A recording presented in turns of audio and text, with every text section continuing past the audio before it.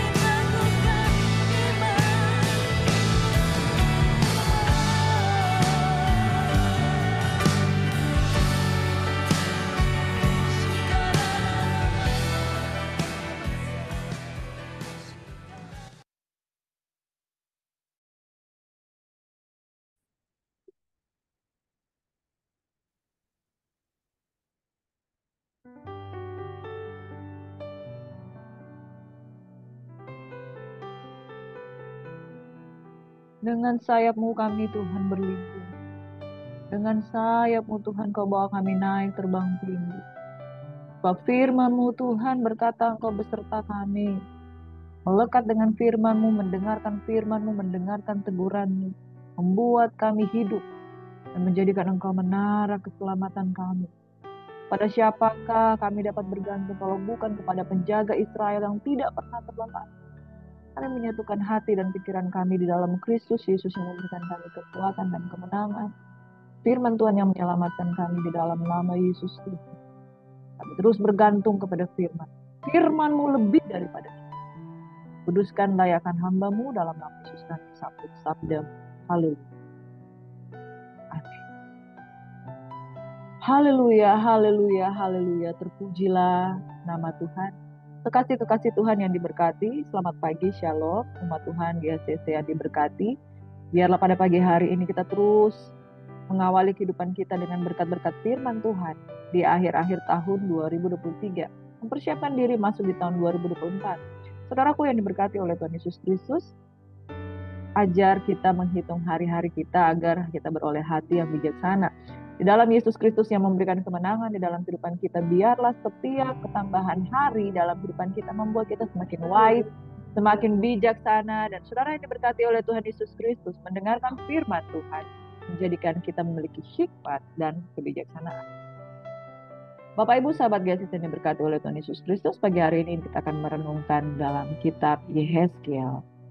Yehezkiel 1 hingga Yehezkiel 10, saya mengambil topik tunaikan tugas pemberitaan firman. Dan saudaraku yang diberkati, Yehezkiel adalah seorang nabi yang dipanggil untuk memberitakan firman Tuhan, dan firman Tuhan yang dibagikan itu berat.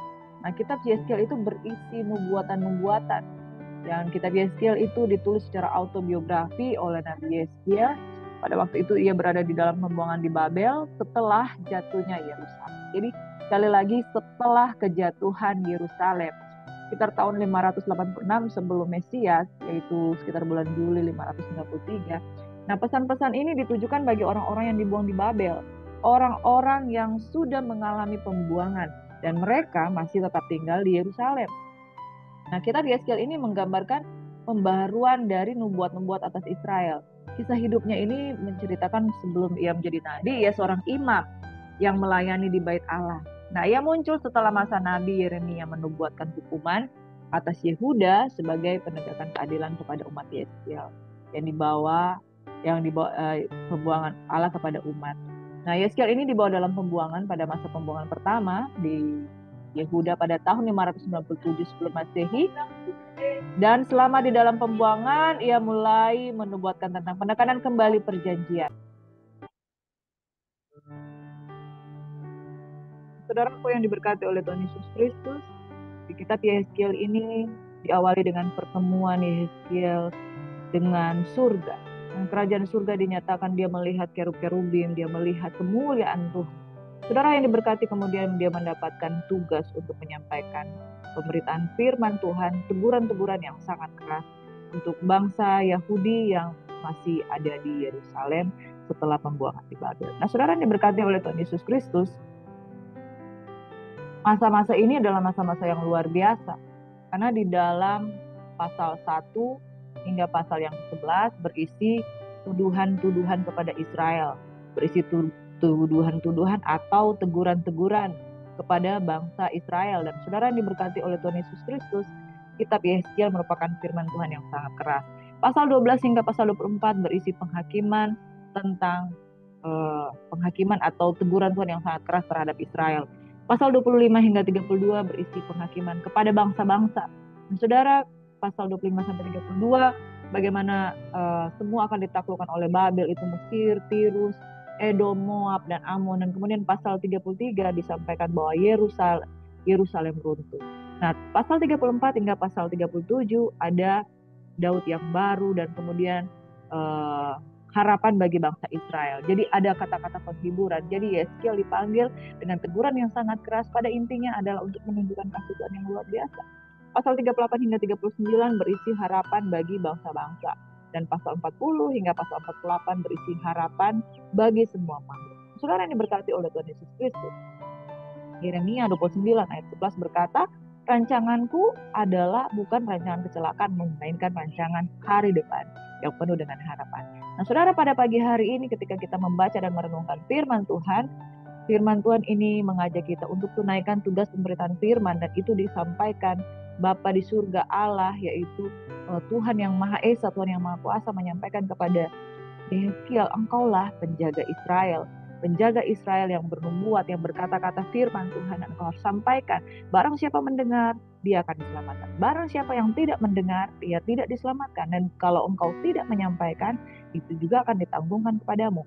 Betapa penting tugas sebagai seorang pemberita Injil. Yeskiel dipanggil untuk menjadi pemberita kebenaran firman Tuhan.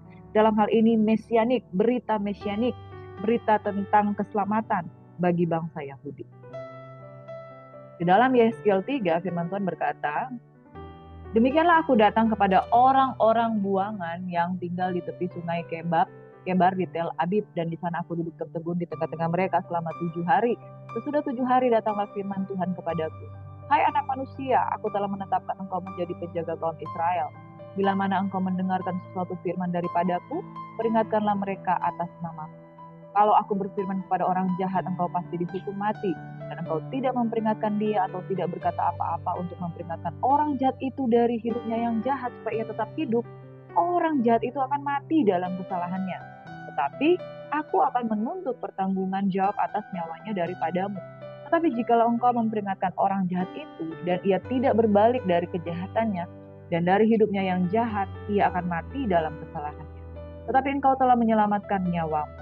Jikalau seseorang yang benar berbalik dari kebenarannya, dan ia berbuat curang, dan aku meletakkan batu sandungan di hadapannya, ia akan mati. Oleh karena engkau tidak memperingatkan dia, ia akan mati dalam dosanya. Dan perbuatan-perbuatan kebenaran yang dikerjakannya tidak akan diingat-ingat. Tetapi aku akan menuntut pertanggungan jawab atas nyawanya daripadamu.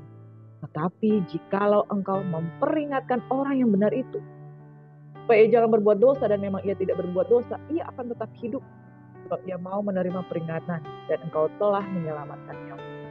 Maka di sana kekuasaan Tuhan meliputi aku, dan ia berfirman kepadaku, bangunlah dan pergilah ke lembah. Di sana aku akan berbicara dengan engkau. Aku bangun dan pergi ke lembah. Sesungguhnya di sana kelihatan kemuliaan Tuhan, seperti kemuliaan yang telah kulihat di tepi sungai Kebar, dan aku suka. Tetapi masuklah roh ke dalam aku dan ditegakkannya aku. Lalu ia berbicara dengan aku, pergilah pulang, kurunglah dirimu dalam rumah, dan engkau anak manusia, sesungguhnya engkau akan diikat dengan tali dan akan dibelenggu sehingga engkau tidak bisa keluar masuk di tengah-tengah mereka. Dan aku akan membuat lidahmu melekat pada langit-langitmu sehingga engkau menjadi bisu dan tidak akan menempelak mereka, sebab mereka adalah kaum berontak. Tetapi kalau aku berbicara dengan engkau, aku akan membuka mulutmu dan engkau akan mengatakan kepada mereka, beginilah firman Tuhan Allah. Orang yang mau mendengar, biarlah ia mendengar. Dan orang yang mau membiarkan, biarlah ia membiarkan. Sebab mereka adalah kaum. Bapak Ibu sahabat GACC yang diberkati oleh Tuhan Yesus Kristus. Jika Yeskiel memperingatkan orang itu yang tidak berbalik dari kejahatannya dan hidupnya yang jahat akan mati dalam kesalahannya. Nah, saudaraku yang diberkati oleh Tuhan Yesus Kristus, poin ini mengatakan bahwa kita dipanggil untuk menyampaikan firman. Yeskiel dipanggil untuk memberitakan firman, untuk menyampaikan, suka atau tidak suka, berat atau tidak berat. Bahkan dia tidak bisa menangis ketika istrinya meninggal, karena itu yang disampaikan kepada Tuhan, betapa keras penyampaian firman Tuhan. Dan Tuhan ingin firman Tuhan itu sampai. Firman Tuhan itu intinya ingin berita itu sampai di telinga kita. Bukan sekedar sampai, tapi kita dengar. Dan barang siapa berbalik dari jalan-jalannya yang jahat, maka ia akan diselamatkan. Dan kalau orang itu orang benar, berbalik dari kebenarannya, maka dia tidak selamat. Saudaraku yang diberkati oleh Tuhan Yesus Kristus, ketika kita mendengar berita tentang ajakan pertobatan, reaksi orang-orang pemberontak, dia akan menolak, dia akan mencari alasan, dia akan menyalahkan firman, dia akan menghindar, bahkan dia akan menyalahkan orang yang memberitakan firman. Nah, saudara yang diberkati oleh Tuhan Yesus Kristus, firman Tuhan tidak pernah bermaksud untuk sesuatu yang jahat, tetapi respon kita akan menunjukkan siapa kita sebenarnya. Ketika kita mendengarkan firman Tuhan terus kita berespon menolak, ketika kita mendengarkan firman Tuhan terus kita merespon menyalahkan pemberita firman, Yehezkiel atau imam-imam atau hamba-hamba Tuhan. Dan ketika kita mendengarkan firman Tuhan, lalu kita justru menjadi orang yang lebih jahat dan tertantang untuk melakukan yang lebih jahat lagi. Nah, saudara, reaksi kita ketika mendengarkan teguran, reaksi kita ketika mendengarkan firman Tuhan menunjukkan siapa kita sebenarnya. Bangsa Yahudi ketika mereka mendengarkan firman Tuhan, respon mereka beda-beda. Ada yang mendengar, ada yang menolak, ada yang menyalahkan Yehezkiel, ada yang tidak percaya kepada firman, ada yang justru semakin berbuat dalam kejahatan, ada yang justru dia tidak meninggalkan kejahatan, tetapi dia membuat sesuatu hal yang menantang Tuhan. Saudara yang diberkati oleh Tuhan Yesus Kristus, apakah Allah kita adalah Allah yang jahat? Sungguhnya teguran Tuhan untuk mendatangkan kebaikan. Firman Tuhan katakan, tetapi jikalau engkau, Yehezkiel, memperingatkan orang yang benar itu supaya ia jangan berbuat dosa, dan memang tidak berbuat dosa, ia akan tetap hidup. Saudara, apakah Tuhan menegur hanya orang yang berbuat dosa? Orang yang benar juga ditegur. Dan orang yang benar, firman Tuhan mengatakan, dia juga ditegur. Dan jangan ia berbuat dosa, dan memang jika tidak berbuat dosa, ia akan tetap hidup. Sebab ia mau menerima peringatan dan engkau telah menyelamatkan nyawamu. Jadi ada dua pribadi yang selamat. Orang yang ditegur dan orang yang menegur, yaitu Yehezkiel, yaitu hamba-hamba Tuhan yang diutus. Ketika dia sampaikan firman, maka dia juga luput dari hukuman. Nah, saudara yang diberkati oleh Tuhan Yesus Kristus, Tuhan memanggil dan memilih kita untuk memberitakan Injil. Jadi sampaikan. Apapun reaksi orang itu sampaikan. Tugas kita menyampaikan. Terserah dia mau dengar atau tidak. Yang penting kita udah sampaikan. Sebab di ayat 27 dikatakan, tapi kalau aku berbicara dengan kau, aku akan membuka mulutmu dan engkau akan mengatakan kepada mereka. Beginilah firman Tuhan Allah. Orang yang mau mendengar, biarlah ia mendengar. Orang yang mau membiarkan, baiklah ia biarkan. Saudara, semua tergantung respon kita mau mendengar atau tidak. Tapi yang pasti, Yehezkiel, engkau dan saya, orang-orang yang dipanggil, dipilih untuk ditetapkan untuk menghasilkan buah, untuk memberitakan firman. Jangan kendor dan jangan berhenti untuk menyampaikan firman. Ketiga poin yang saya akan bagikan di sini, saudara. Yang pertama, lewat pemberitaan firman ini Tuhan ingatkan kepada Yehezkiel, lakukan tugas pemberitaan firman. Jangan kendor, orang itu mau dengar atau tidak, tugasmu menyampaikan. Nah, kalau kita tidak menyampaikan, dosa itu kita yang menanggung. Nah, kalau kita sebagai pemberita firman Tuhan, kita tahu bahwa kita harus sampaikan kebenaran firman, tapi kita nggak mau sampaikan. Nah, saudara yang diberkati oleh Tuhan Yesus Kristus, di hadapan Allah dan Kristus Yesus, di dalam kitab 1 Timotius dikatakan,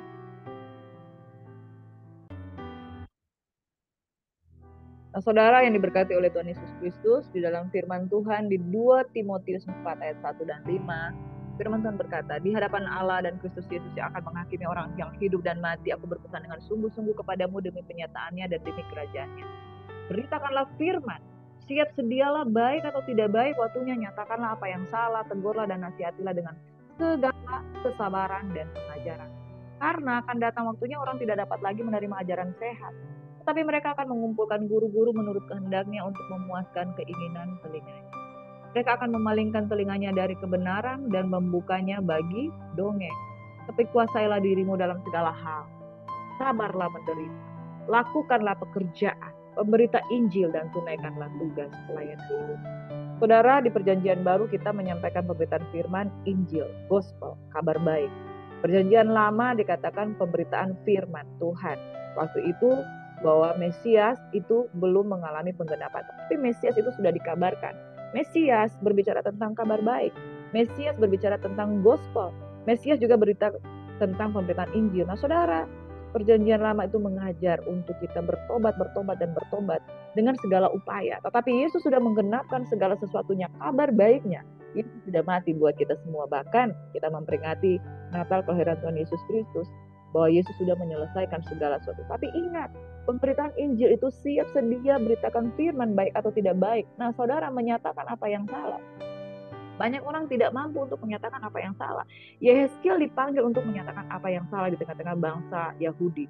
Tegurlah, nasihatilah dalam segala kesabaran dan dalam segala pengajaran. Nah, saudara yang diberkati, hari-hari ini di generasi milenial ya, saudara, bahkan sekarang sudah generasi Gen Z lah, apalah istilahnya semuanya, generasi X, bahkan Tahun depan berikutnya sudah generasi alfa, saudara.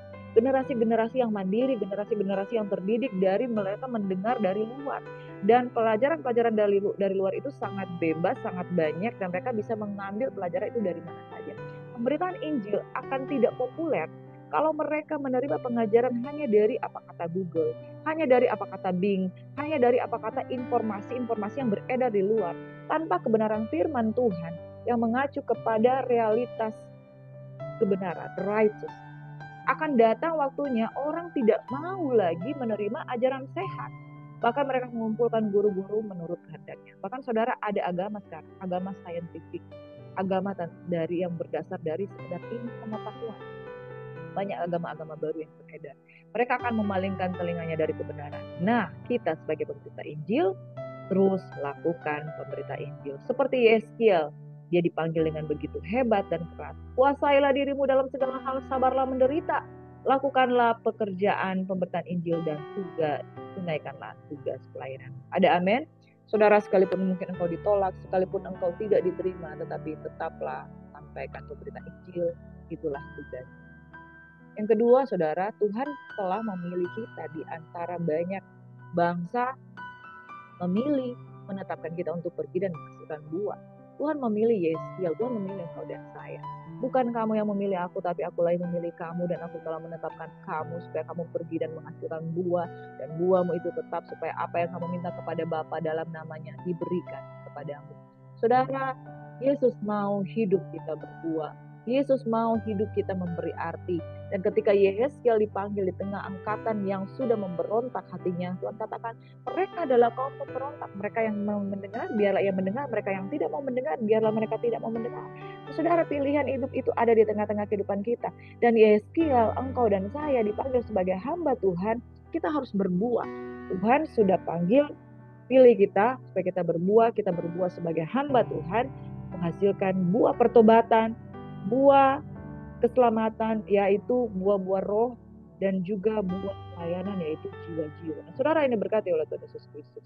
Hendaklah hidup menghasilkan buah, supaya sesudah kita menerima Injil, kita beritakan Injil, dan Injil itu menghasilkan buah-buah pelayanan.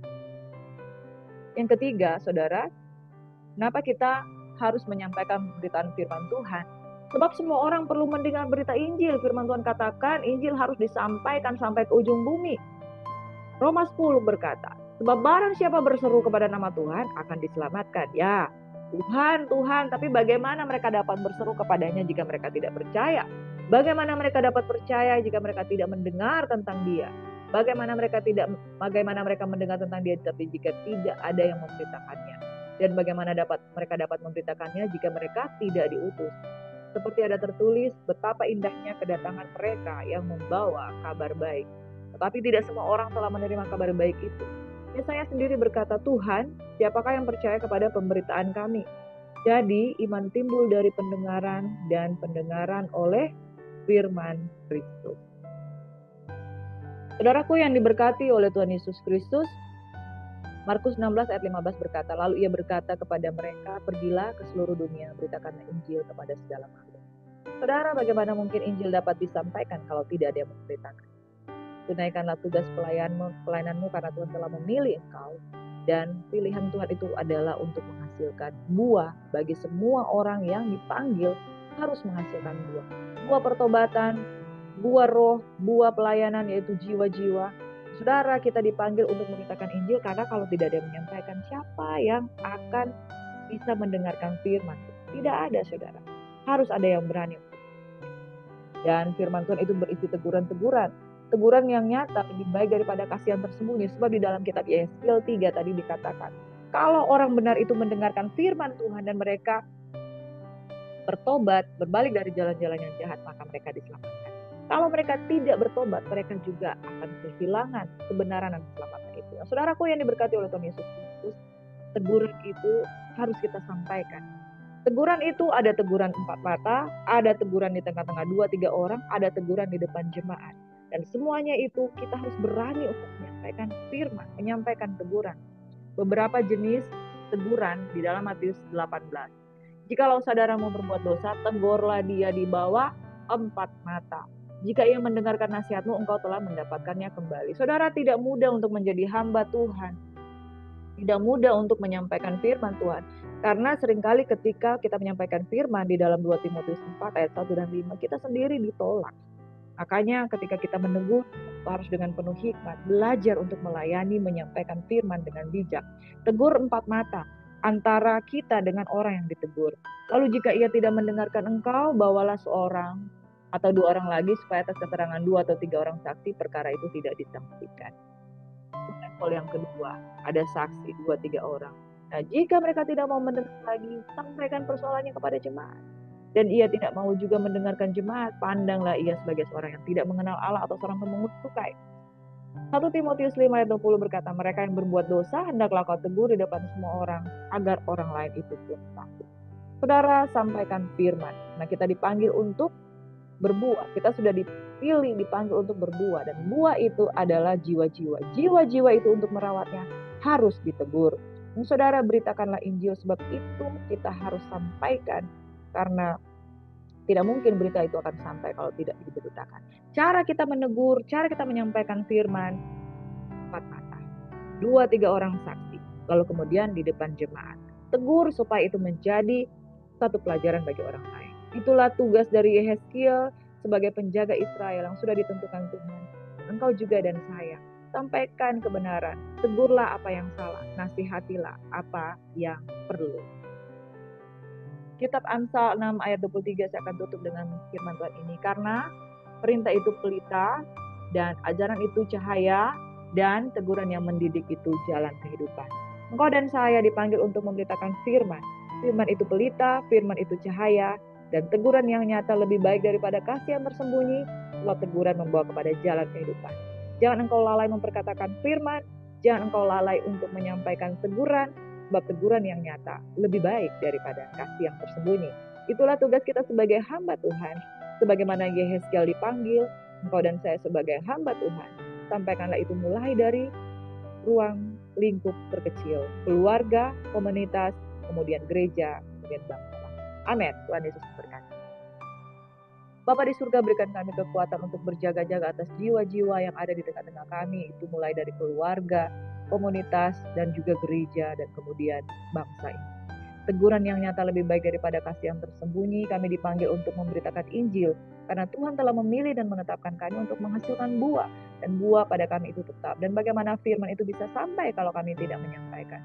Berikan kami kekuatan, Bapa di surga, bukan sekedar kami diselamatkan, tapi membawa berita Injil keselamatan bagi orang lain. Dalam nama Yesus Tuhan, kami bersyukur. Haleluya. Shalom Bapak Ibu sahabat GCC yang diberkati. Selamat beraktivitas, selamat mempersiapkan diri untuk masuk ke tahun yang baru. Tuhan Yesus memberkati. God bless.